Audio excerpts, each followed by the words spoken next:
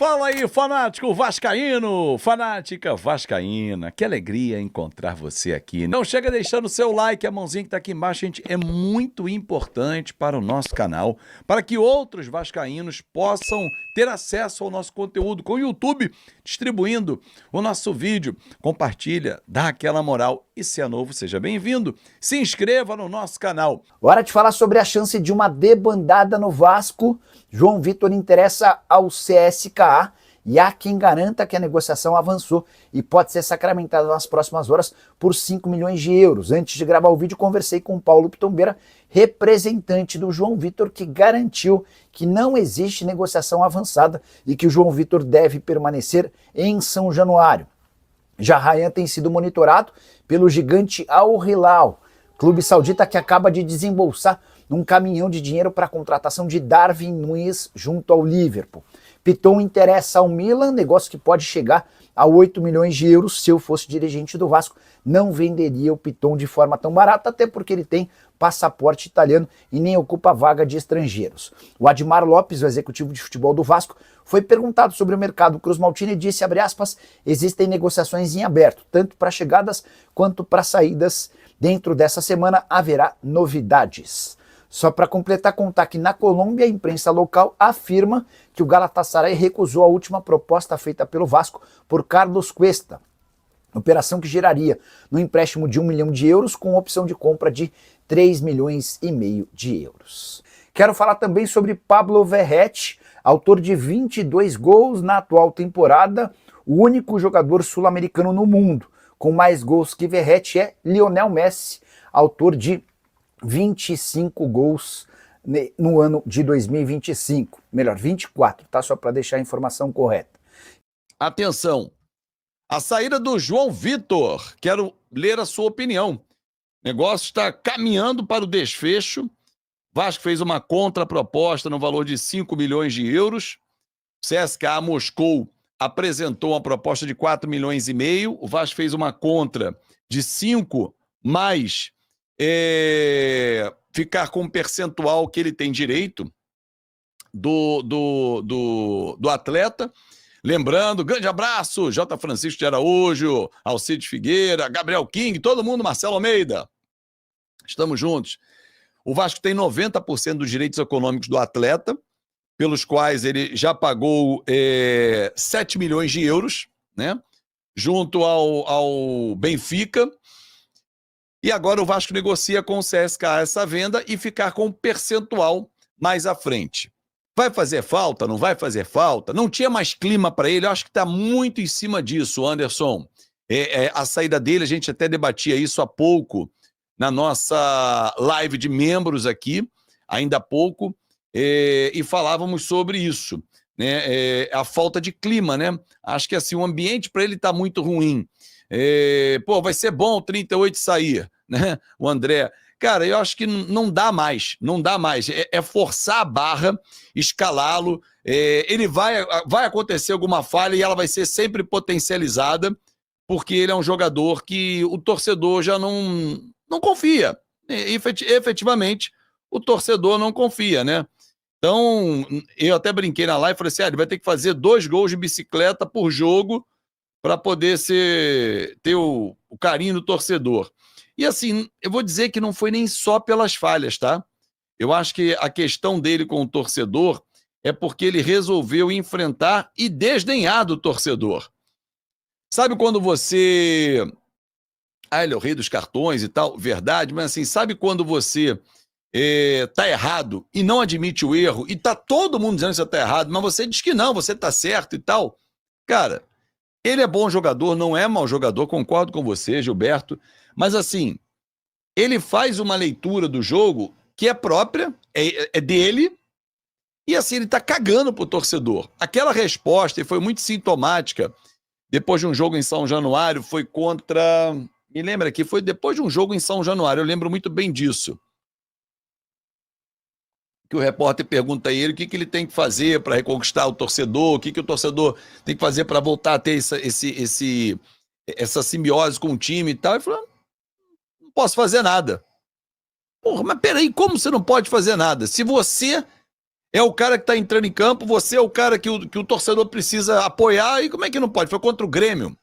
Foi contra o Grêmio. Eu lembro que foi um jogo São Januário. Obrigado, Gustavo.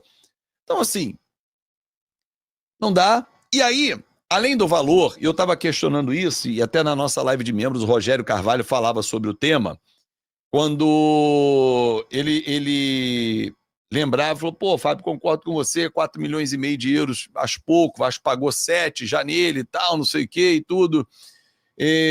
Pô, e agora? Cara, temos que pensar num outro somatório.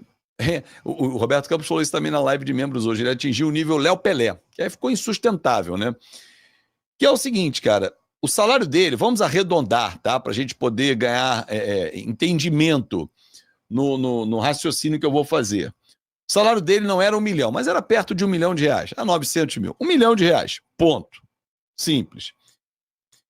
Ele ainda tinha mais 40 meses de contrato, um pouco mais, 42, vamos botar 40 meses, arredondar também. Cara, 40 meses pagando 1 milhão significa que você tem ainda que pagar a ele, em salários, 40 milhões de reais. Ah, mas você vai utilizar o cara... E aí, qual é o problema? Qual é o problema de você abrir mão disso, abrir espaço na folha e trazer um jogador para essa função? Zero problema. Mantê-lo no clima que não há, com a possibilidade de novas falhas, com problemas que podem acontecer, pontos irreversíveis. Meu amigo, ferrou. A negociação vai ficar mais ou menos em cima disso, Davidson. A informação que eu tenho, 5 milhões de euros, é o que o Vasco pede, que oferece 4,5, chega no 5, fácil. E manter aí pelo menos 20% por uma futura negociação, o que pode acontecer. O salário dele é 900 mil, até onde eu sei. Arredondei para 1 milhão para poder fazer a conta e chegar, entendeu? Então, assim, numa boa, eu acho que é uma negociação que vai ser boa para todo mundo. Nesse momento vai ser boa para todo mundo. Rolou o sorteio na sede da CBF. Vou deixar inclusive o vídeo aqui no final. Quando acaba o vídeo, sempre sobe um videozinho aqui e tal, aí você vai ver, ó. Aí vai subir, porque tem a entrevista na live de ontem do Admar Lopes, em que ele fala chegada de reforços, sobre possibilidade de saídas e também, claro, sobre o desejo do Vasco de jogar em São Januário. É um desejo da diretoria de atuar dentro de casa. Pô, Azevedo, mas é burrice. Melhor levar para o Maracanã, que aí faz 2 jogos com 60 mil, 70 mil torcedores, renda mais alta. Legal, concordo em quase tudo. Só que hoje eu enxergo uma diferença técnica do Vasco para o Botafogo. O que não significa que o Botafogo já passou de fase, já pode se garantir na semifinal da Copa do Brasil, vai entrar para cumprir tabela. Não. Mas é um time que tem um investimento muito maior do que o nosso, é um time que está muito mais ajeitado. Por mais que o David Ancelotti, novo treinador, tenha chegado recentemente, ele meio que deu continuação ao trabalho que vinha sendo desenvolvido pelo Renato Paiva e que deu certo na Copa do Mundo de Clubes. O Vasco, com o Diniz, melhorou, mas não performa no resultado.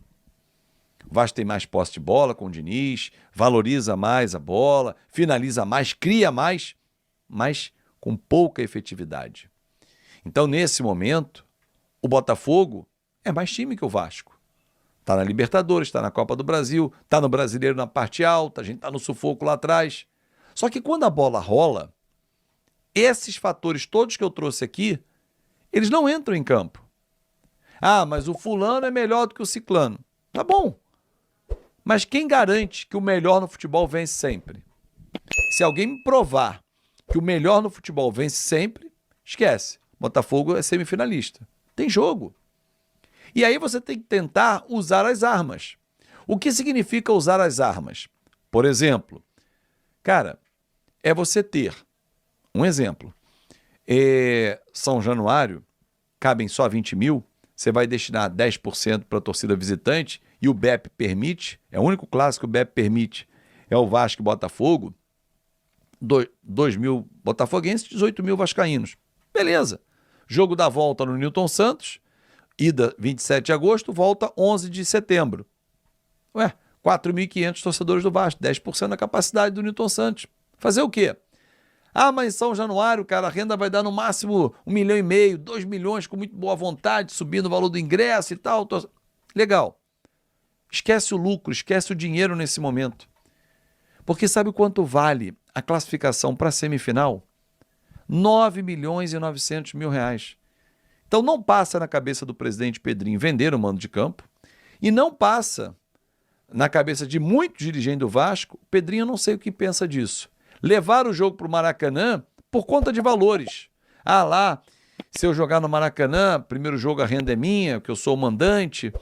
Se eu boto 5 milhões de renda, cara, o Vasco vai ficar com 2, 2,5 no máximo de lucro. No máximo. E aí no Maracanã, um time tecnicamente bom, como é o do Botafogo, você tira aquele fator que pode desequilibrar. Jogar uma pressão para cima do Botafogo. Ah, mas só tem jogador rodado. Mas é diferente jogar em São Januário que jogar no Maracanã. Então, ainda não há definição, mas a tendência é dia 27, São Januário, e dia 11 de agosto, jogar no Newton Santos. E aí pessoal, beleza? Não se esqueçam de se inscrever no canal, deixar o seu like e ativar o sininho das notificações. Um forte abraço e até o próximo vídeo com mais notícias sobre o Vasco da Gama. Tamo junto, rapaziada.